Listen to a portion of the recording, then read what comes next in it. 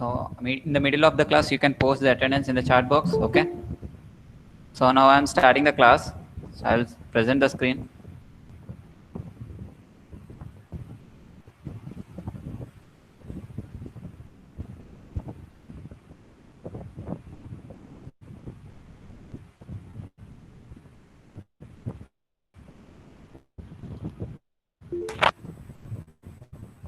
Okay. Now you can into my presentation. Okay.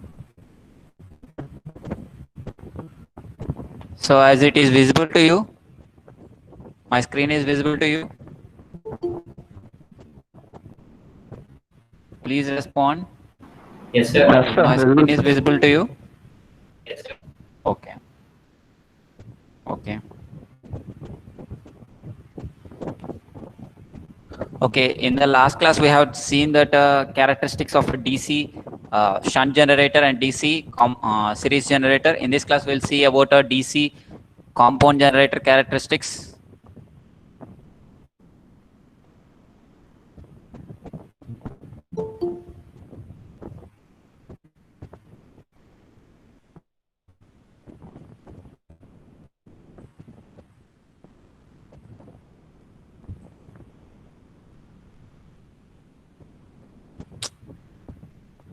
It's off.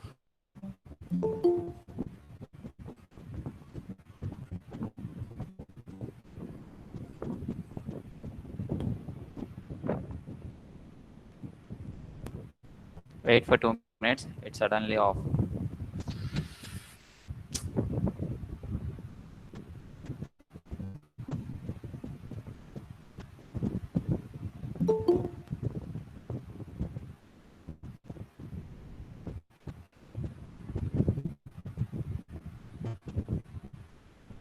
Okay. So now it is clear. A DC generator characteristics, DC compound generator characteristics. Is it visible to you or not? No, sir. No, sir. It is not visible to you. It's lagging, Yes, sir. sir. Hello. Sir, it's lagging. It is lagging. Yes. Now I am writing. Oh, wait for 2 minutes. Okay.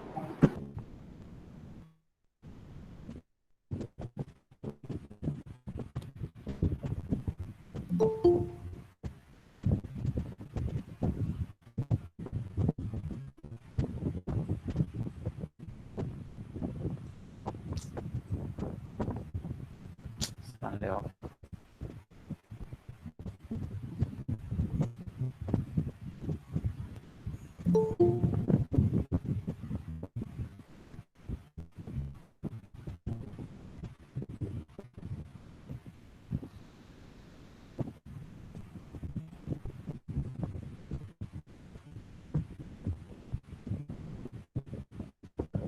Now you can see it is lagging or not. Open the quick characteristics. Okay. As it is visible to you. No, sir. No, sir. Hello. No, sir. No, sir. It is not visible to you. Okay. Okay. Wait. Again, I will share my screen.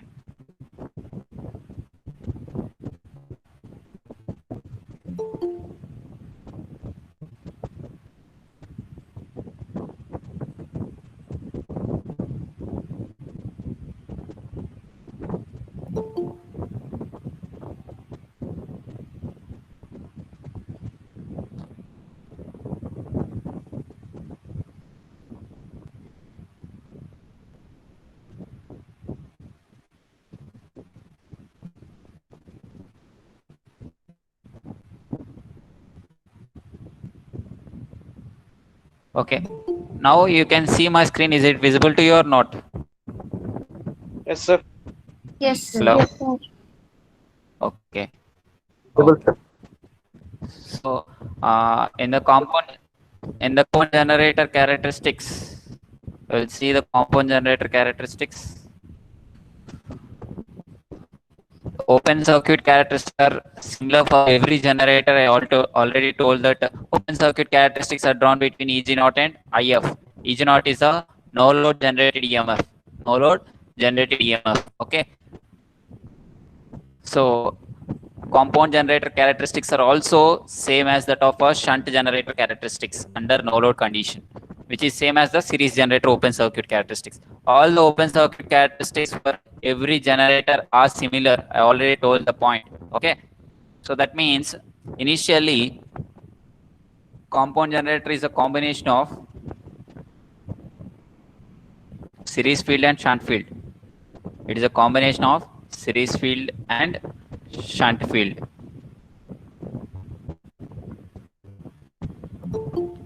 That means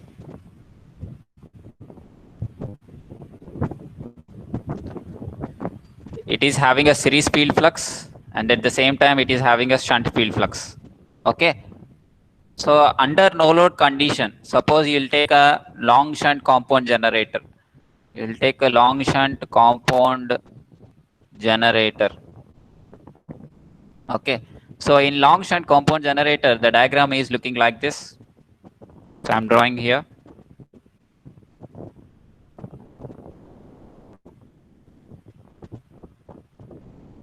This is a long shunt compound generator diagram. In this is a shunt field winding. RSH is a shunt field winding resistance, and RSC is the series field winding resistance. Okay, that means this is the series field winding. Okay, and here we are having a two windings, shunt field and series field. Under no load condition, that means here load assume that to the circuit. That means it is a open circuit. It is a open circuit.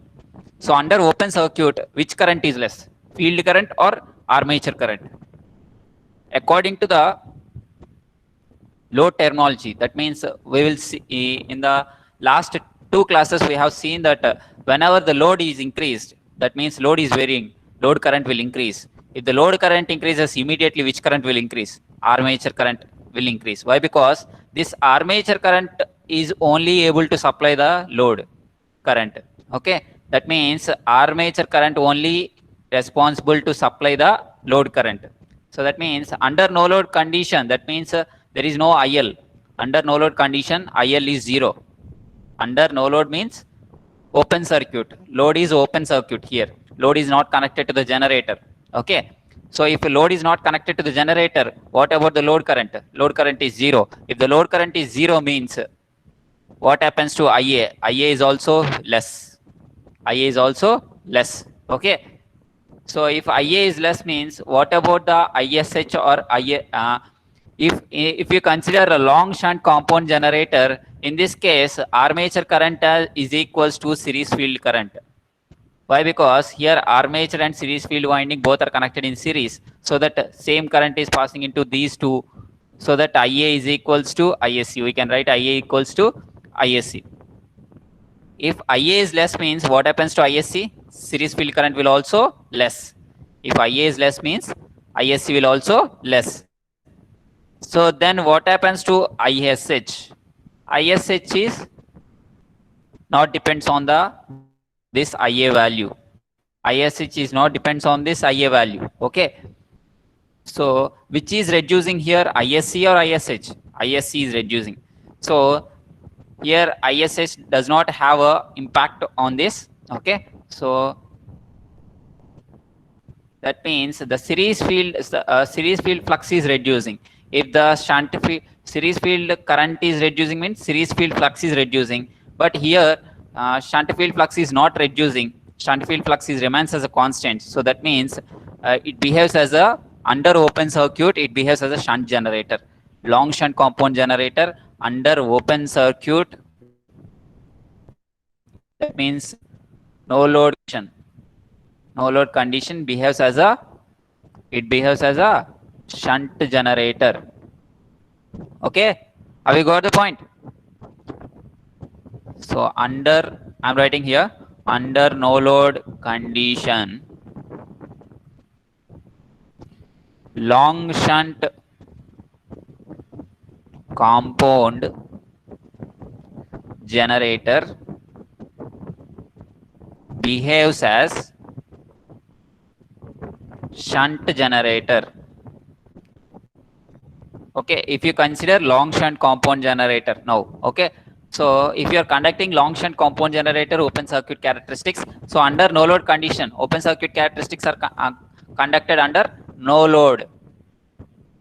So that means load should not be connected while conducting this type of characteristics. Okay, so it behaves as a shunt generator. For shunt generator, what are the characteristics obtained for the open circuit characteristics? It's like up to saturation point, the EG and IF are linearly increasing. After saturation point, what happens? The IF is, if IF is increased means pi f is maintained as a constant. Why? Because that is a flux is saturated. If the flux is saturated means as EG is directly proportional to flux, flux is constant after saturation. Okay, EG will also maintain as a constant. That is a reference line, maximum EG naught value. Okay, that is called as a EG naught. Okay, so this is the open circuit characteristics. Why here IF is, even IF is 0, the EG is maintaining some value of voltage. That voltage is called as a residual voltage. That voltage is called as a residual voltage. Okay, why this is present? Even IF is 0. Even IF is 0, there will be some voltage present at the terminals of the generator. So that voltage is called as a residual voltage.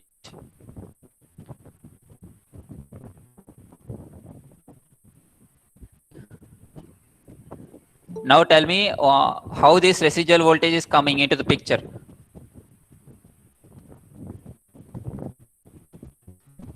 Because of this residual magnetism property, the residual, there is some voltage, there is some magnetism present at the poles. There is some magnetism present at the poles. That is nothing but a residual magnetism. Residual magnetism. Due to this residual magnetism, residual flux will be produced. Residual flux pi r. So due to this residual flux is linking with this rotating armature conductors, EMF is induced in the armature conductor. That EMF value is a residual EMF. That is called a residual voltage. Okay, that voltage is indicated to voltmeter. That is here. Even IF is 0, there will be some voltage. That voltage is called as a residual voltage. Okay, I understand. These are the component generator. So why it is linearly increasing up to saturation point? So I already told that according to EMF equation of a DC generator, EG is equals to pi Z and P by 60A. If EG is directly proportional to pi and n, if you take a speed is also constant, then we can write EG is directly proportional to pi. So if we increase the excitation to the DC generator, what happens? Field current will increase. If the field current increases, what happens to flux? Flux will also increase. If the flux increases, what happens to EG? EG will also, what happens to EG? EG will also increase. So up to saturation point, this is linearly increasing. After saturation point, what happens? Flux is maintained as a constant. If EG is directly proportional to flux, if the flux is maintained as a constant means EG will also maintain as a constant after the saturation. Okay, that's why EG is maintaining as a constant after this saturation point. This is the saturation point. Okay, have you understood? Any doubts up to now? Hello? Yes, sir. Hello? Sir, residual voltage after. Any doubts? Okay. Residual voltage means after. So, okay. So even IF is 0. Even the field current is 0. So I am erasing this. So again I am writing here. Okay. Even field current is 0. So that means we are not giving any excitation to the field winding. We are not giving any excitation to the field winding. Suppose this is a field winding.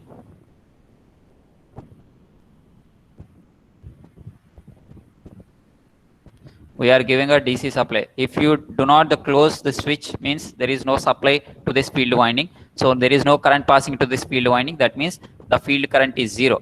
if this field current is 0, what happens actually? Flux is also 0. But during manufacturing process, what happens?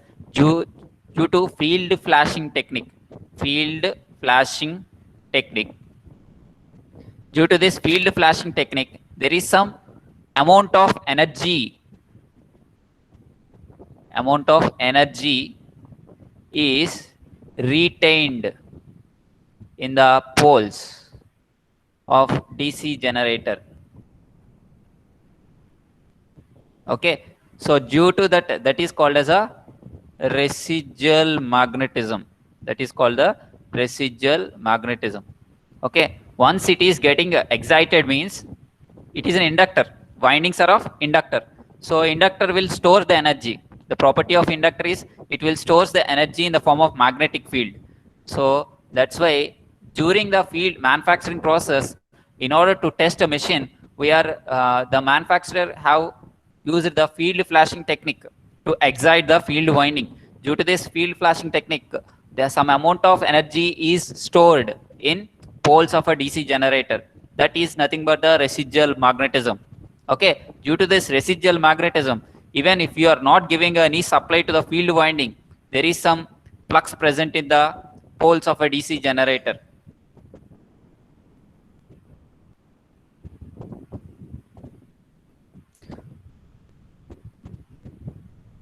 Okay, so due to this residual flux, so whenever the mechanical energy given through a prime mover, so armature is starting rotating. So if this residual flux linking with the rotating armature conductors,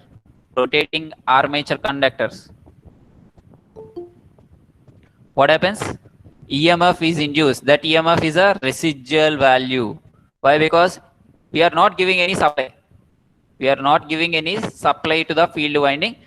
Because of this residual magnetism property, there is some residual flux present in the poles. That residual flux is linking with the rotating armature conductors. Due to this rotating armature conductors is linking with this residual magnetic flux, there is some residual EMF will be induced in the generator. Okay, so that's why even IF is 0, so there will be some voltage is existing in the DC generator. That voltage is called as a residual voltage.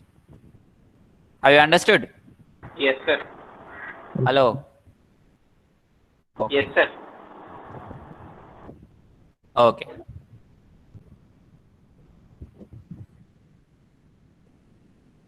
So now we have completed the DC compound generator open circuit characteristics. We have taken the example for long shunt compound generator, and we consider the long shunt compound generator, so that I have explained open circuit characteristics. Now we consider the short shunt compound generator, so that I can explain again open circuit characteristics by considering the short shunt compound generator. Okay. In DC short shunt compound generator,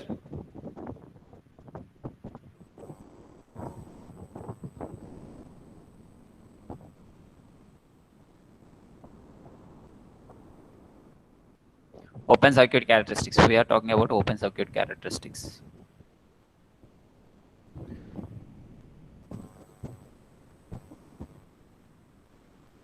Okay. Now I will draw the short shunt compound generator diagram here.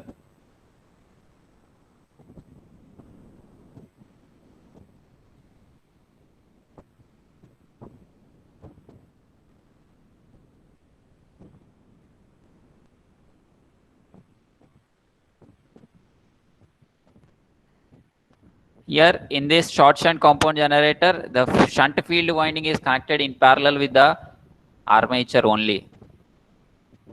So that means the series field and load are connected in series. The series field and load are connected in series. So this is the diagram of a short shunt compound generator. Okay. Now you can see here clearly, if there is no load means this is not connected. Okay. If there is no load means this is not connected. Okay. Now tell me, if there is no load current, what happens to the series field current? If there is no load means IL is 0. If IL is 0, this is a series field which is in series with the load. Okay. Now tell me, if there is no load current, what happens to the series field current? Zero, Series sir. field current is present or yes, series field current is 0. If field current is 0, what happens to series field flux? Series field flux is also 0. Why? Because current always flux is always following the current. Okay. Series field flux is 0. Okay. Now it clearly showing that under short shunt compound generator, series field flux is 0. Okay. Under open circuit condition. Under open circuit condition means no load. When the machine is running under no load condition, it behaves as a shunt generator. It behaves as a shunt generator. Now again writing here,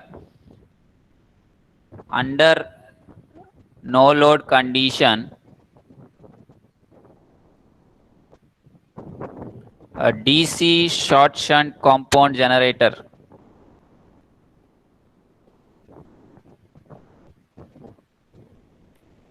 behaves as a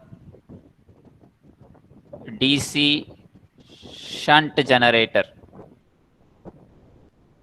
Okay. Why? Because under no load condition, series field current is 0. If the series field current is 0, what happens to series field flux? Series field flux is 0. Only the flux is present in the generator is nothing but a shunt field flux, which is due to shunt field current. Okay. Here this shunt field current is due to IA. Okay. This IA will be responsible to supply ISH. That is why it is called as a self-excited generator. Okay. This IA is responsible to supply ISH. Due to this ISH, pi SH will be produced. Okay.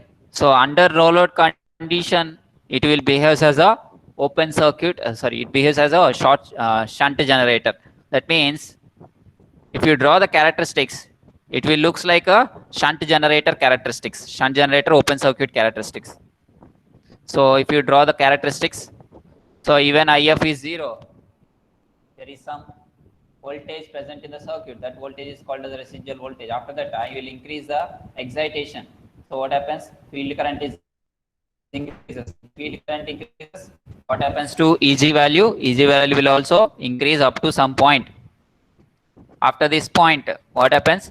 If we increase the current means current flux will not increase. Why? Because flux is saturated here at this particular point.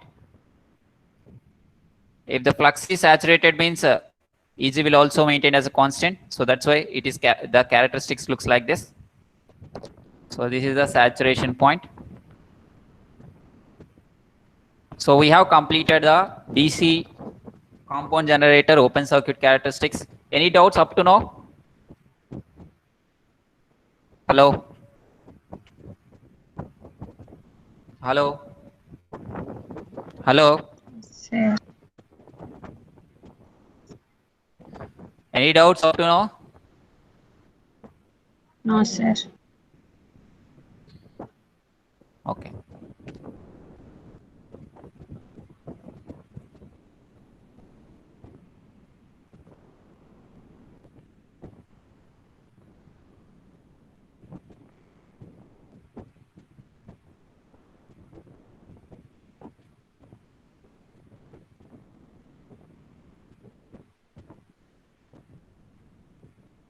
Okay. We will see the load characteristics. Load characteristics of compound generator.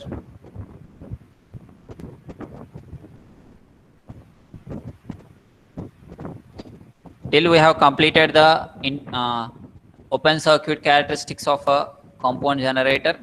Now we will see the load characteristics. So only in compound generator only there will be no internal and external characteristics. Only it is called as a load characteristics. Remaining all the generators we are having internal and external characteristics, but only in compound generator we are calling it as a load characteristics. There is no internal and external characteristics. Okay. So now we'll see about load characteristics of a compound generator. So load characteristics means it is drawing between VL and IL. That is means external characteristics. Okay, it is drawn between VL and IL. So before going to that, in compound generator, I already told that compound is a combination of two field windings. That means two field fluxes. Okay, one is a shunt field flux and another one is a series field flux. So the combination of shunt field flux and series field flux, it is calling it a compound generator. Okay, so that means here in compound generator we are having a two windings, series field winding and shunt field winding in addition to armature winding. Okay, now there are two cases here. If the shunt field flux aids with the series field flux, then we are calling it as a cumulative compound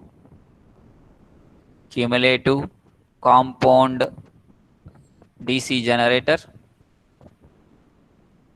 If the shunt field flux differs the series field flux or opposes the series field flux, you can call it as a differential compound DC generator.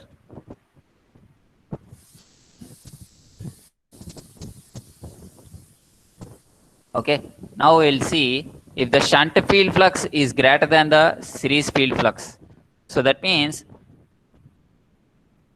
here the series field current is less here, shunt field current is more here. In this particular case, it is behaving as a shunt generator. Shunt generator means we are having a drooping characteristics.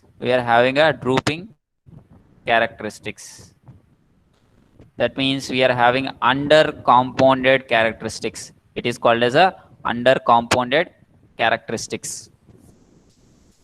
Okay. Now, in the another case, we will see if the series field flux is greater than the shunt field flux. That means series field current is more here than the shunt field flux. Okay, shunt field current. Okay, then we can say series field flux is greater than the shunt field flux. We can get the rising characteristics. Why? Because it behaves as a series generator. In this particular case, the compound generator behaves as a series generator. In series generator, we are getting a rising characteristics. Rising characteristics means if you increase the current, means the terminal voltage will also increase. This is called as a over compounded generator characteristics. Okay. Now another case is there. If the series field flux is equal to shunt field flux, that means both are equal. Series field current and shunt field current both are equal. Okay. In that particular case, we are getting as a flat compounded characteristics, that is which is nearly equal to no load characteristics. Flat compounded characteristics, which is equal to no load characteristics. Okay, have you understood these 3 points? These 3 points are very important here before drawing the load characteristics. Okay, have you understood? If the compound means is combination of shunt field flux and series field flux. If the shunt field flux aids with the series field flux, then we are calling it as a cumulative compound DC generator. Okay, total flux is increasing here. That's why you're calling it as a cumulative compound generator. If this shunt field flux differs or opposes the series field flux, it depends on the current directions. Okay, we are classifying it is depends on the current directions. Okay, depending on current directions, we are classifying the compound generator. If the shunt field flux aids with the series field flux, we are calling it as a cumulative compound. If the shunt field flux opposes the series field flux, then we are calling it as a differential compound generator. In this, net flux will decrease.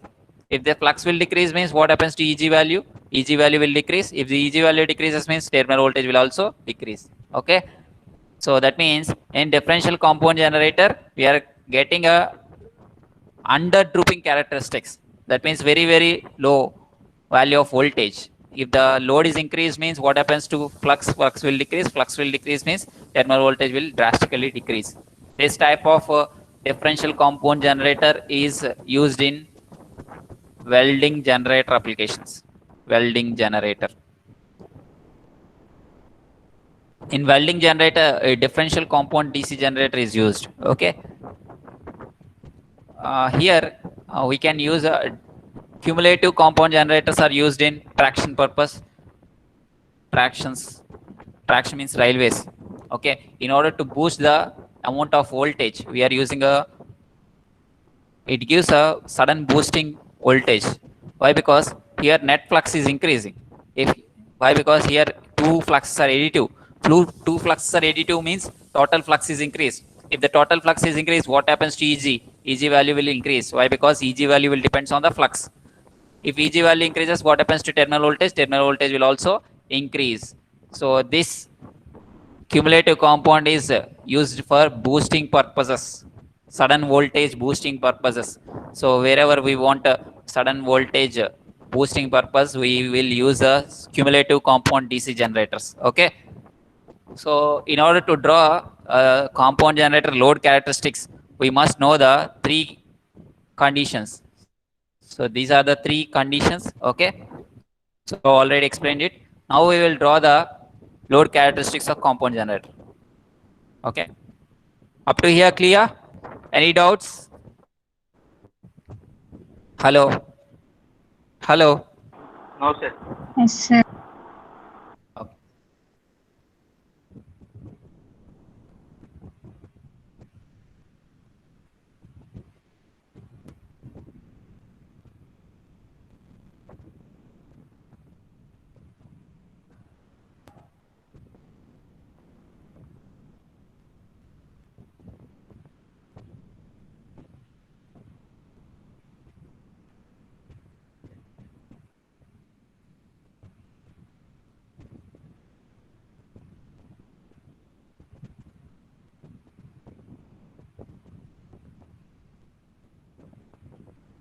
Okay. So we will draw the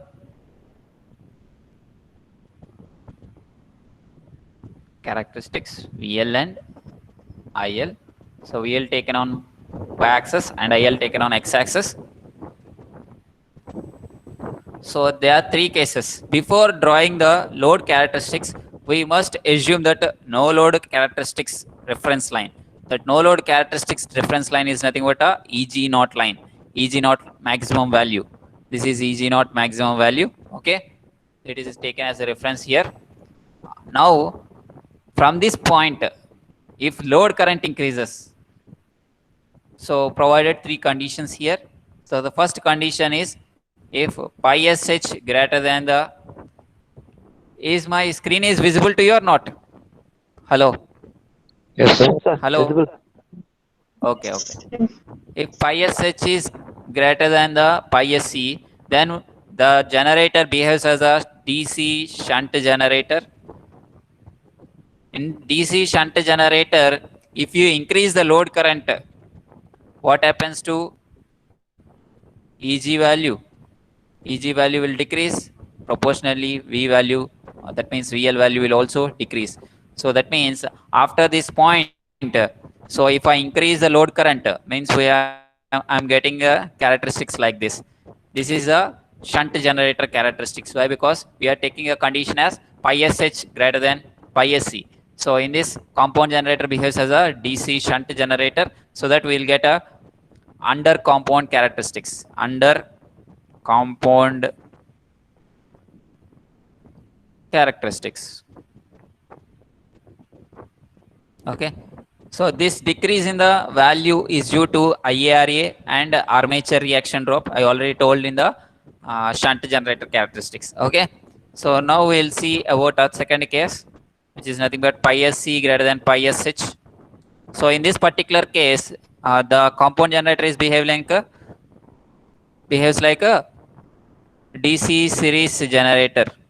In DC series generator, what happens if IL increases, IA increases. If IA increases, ISC will also increase. Why? Because in Yes, sir. series generator, IA equals to ISC. If ISC increases, total flux will increase. If I increases, EG will increase. If EG increases, V increases. So that means if you are loading the generator, IL increases. If IL increases, you will get a VL value will also increase like this. This is a over compounded characteristics or compounded characteristics. Okay. In the third case, pi SH is equals to pi SC. So that means both the field currents are equal. Both the field currents are equal means it is acting as a no load condition under no load case. Under no load, DC generator behavior, it resembles the compound generator behaves as a under no load condition. So under no load condition, we already told that if IL increases, what happens? EG will maintain as a constant like this. This is nothing but a flat compounded characteristics, which is equal to no load characteristics. Okay, understood? These are the load characteristics of a compound generator. Understood? Hello? Ah, Hello? yes, sir. Yes, sir. Yes, sir. Okay.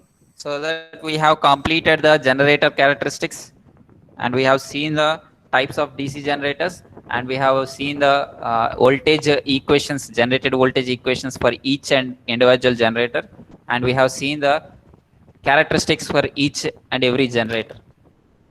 We have completed till now characteristics. Now we will see another topic.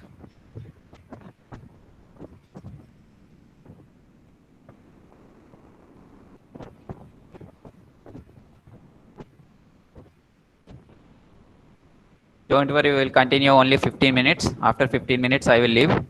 Okay.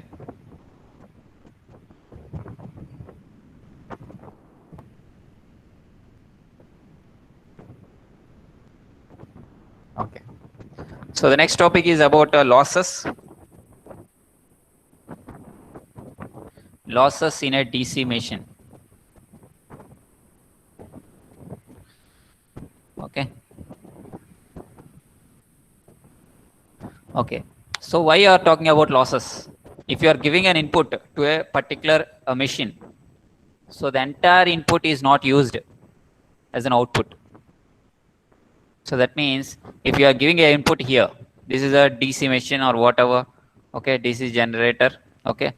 So think this is a DC generator. If you are giving a mechanical energy as an input, mechanical energy as an input from a prime mover, okay.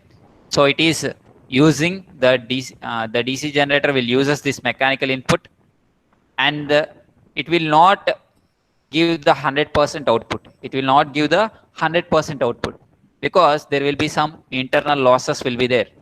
Internal losses will be there. So that's why it will give 80% of this output. Okay. So that's why the efficiency of the generator is always about 70 to 80%. So remaining all are occurring due to losses. Okay. So that means every machine having some loss. So that's why we are talking about loss. Okay. Losses in a DC machine are classified into two types: constant loss and variable loss. Again, constant loss are classified into two types: stray load loss,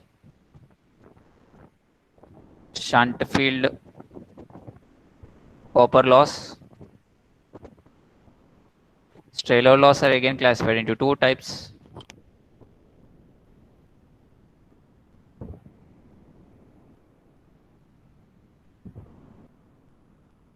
iron loss,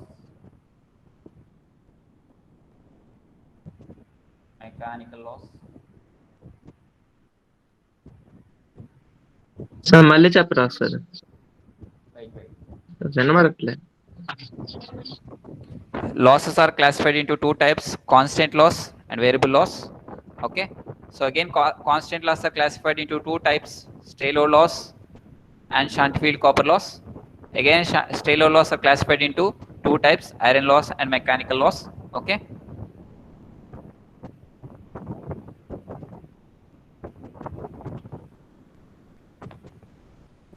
variable losses are classified into three types: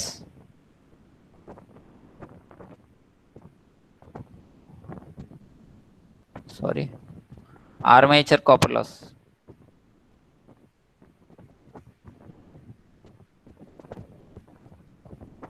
armature copper loss, and brush field copper loss,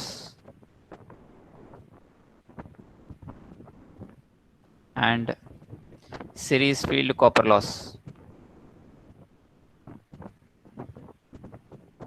Okay, these are the losses coming under variable loss, and we will see here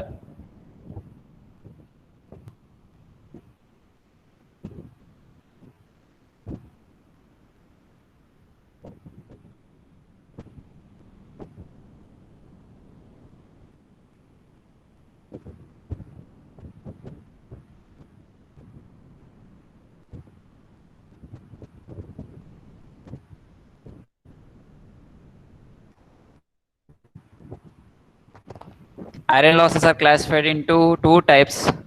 One is a hysteresis loss, another one is a eddy current loss, and mechanical losses are again classified into two types. One is a friction and loss, and the second one is a windage loss. So these are the losses chart for a DC machine. So that will be applicable for a DC generator as well as a DC motor also. DC motor also there is the same losses. These are the same losses.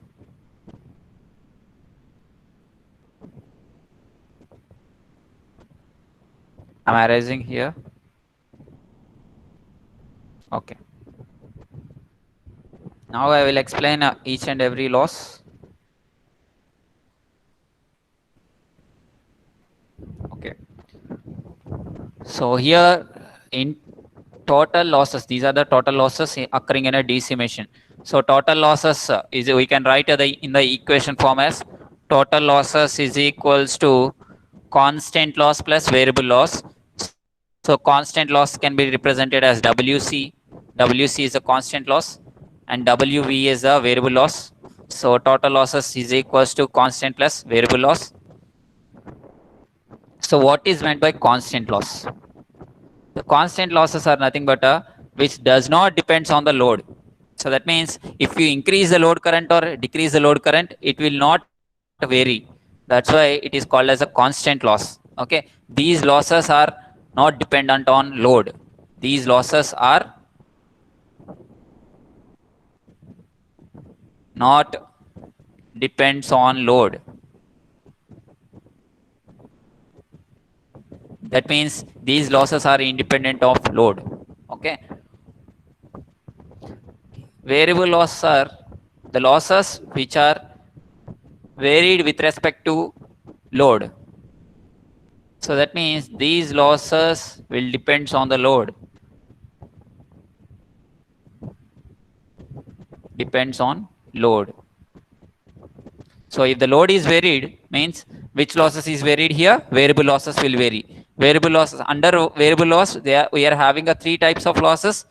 If load is varying, means which current will vary? Load current will vary. If the load current increases, what happens to the armature current? Armature current increases. So if the armature current increases, then armature copper loss will occur. What is meant by copper loss? Copper loss means we are using a winding material as a copper here. Okay, so winding is having a resistance. Okay, so if the current is passing into this resistance, what happens to there will be some power loss will occur.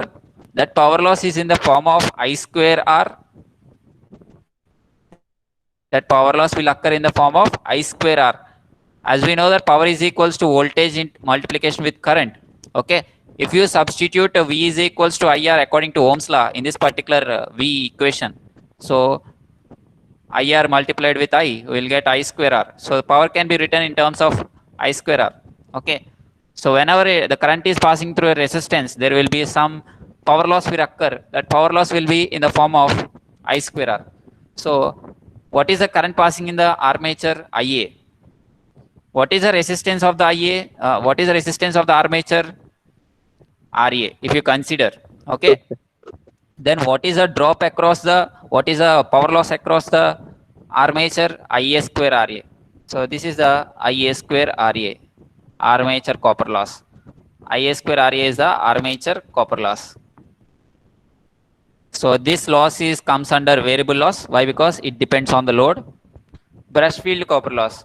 As we know that brushes are used to collect the current from the commutator segments. Okay, that means it is connected to load. The brush currents are connected to load, which is connected first to armature. Brushes that will be symbolically represented as brushes are mounted on this armature like this. This is a schematic diagram. Okay, so if you take this is an armature, if load current increases, what happens to armature current? Armature current will increase. If this armature current increases, this brush current will also increase. IB is the brush current. Okay, if the armature current increases, brush current will also increase. That means it is depends on the load. This brush current will also depends on the load. So that means this we are having a copper loss. Brush is also having some amount of resistance. So whenever the current is passing into that resistance, there will be some power loss occurs. That so there will be a brush field copper loss occurs. So that brush field copper loss will also be under of a variable copper loss. Variable loss. Another loss occurring in a variable loss is nothing but a series field copper loss. Series field copper loss means we are having a series field winding in case of a series generator and a compound generator also. Okay, this is the series field winding. So this series field winding is having a series field resistance. So whenever the current is which current? Series field current. Whenever the series field current is passing into this series field resistance, what happens? There will be a power loss occur, which is in the form of I square R. So here the power loss is nothing but ISC square RSC. So the series field copper loss can be written as ISC square RSC. And here the brush field can be written as VIB or VIA. Okay. So VBIB. It can be written as power. V into I is nothing but power. Okay. Here VB is a brush voltage drop and IB is a brush current. Okay. So we can written as a brush field copper loss can be represented as VBIB. These are the variable losses. Okay. Now you got the point of variable loss. Have you understand about the variable loss? Hello. Okay. Now, yeah, series field. Okay. So this is the series field. This is the series field winding. So if the current is passing into this winding resistance, okay. So what happens? There will be some power loss occur in the form of heat. Okay. It will dissipate in the form of heat. That power loss is nothing but a ISC square RSC. That power loss is nothing but a ISC square RSC. I already told that power will be whenever the current will be passing into that resistance, there will be a power loss occur. That power loss will be in the form of I square R. So here the current is nothing but ISC and the resistance is nothing but RSC. So we can represent ISC square RSC. Any doubts? Up to variable loss we are completed. Now we will see about a constant loss. The constant loss are nothing but it does not depends on the load. That means if you increase or decrease the load, it does not depends on the load. Okay, the constant losses are constant, always taken as constant. Okay, that's why it is named as a constant loss. So in constant loss, there is a classification. It is classified into two types: stray load loss and shunt field copper loss. So what is meant by stray load loss? We will see stray load loss. So I am erasing this part on the left side.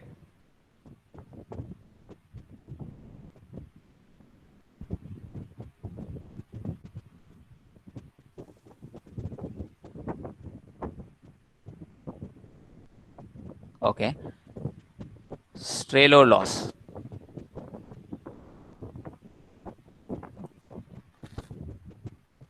So if you are giving a supply to the field winding, means current will be passing into the field winding and flux will be produced. Okay. Now consider a diagram with stator and a rotor. So this is a stator and this is a rotor. In between a stator and rotor, there will be some air gap. There air gap will be present. Okay. So if you are giving a supply to the stator winding is nothing but field winding. Okay. What happens? Current will be passing into this field winding and flux will be produced. That flux will travels through air gap and enters into the rotor winding. Okay. That means whenever that flux traveling from stator to rotor, there will be some loss occurring air gap. Loss occurring in the air gap. Okay, due to distortion of flux. Due to distortion of flux in the air gap.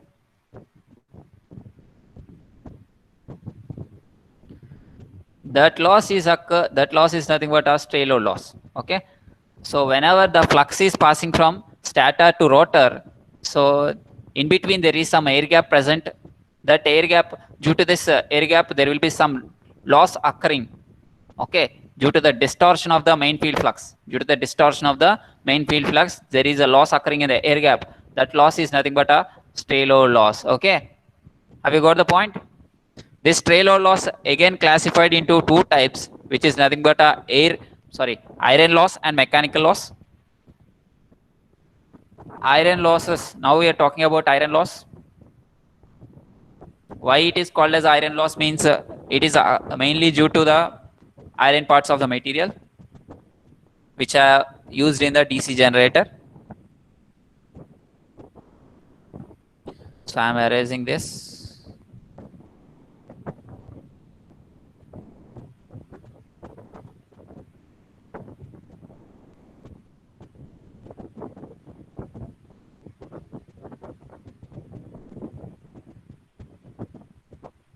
Iron loss. Iron loss are also called as magnetic loss. Magnetic loss.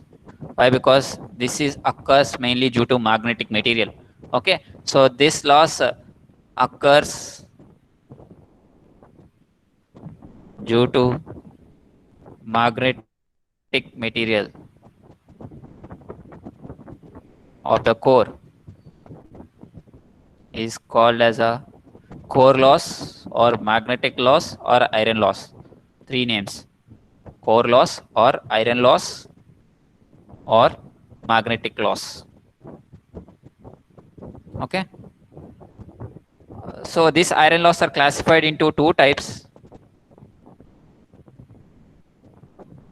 hysteresis loss, eddy current loss. Okay. So hysteresis loss, we will talk in the next class, hysteresis and eddy current loss. Why? Because it is already time completed, 124. Okay, we will see in the next class. Okay.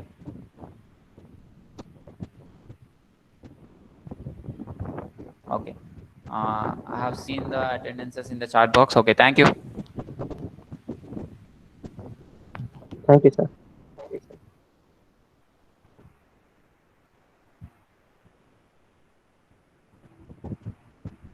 Okay, thank you. You may leave now.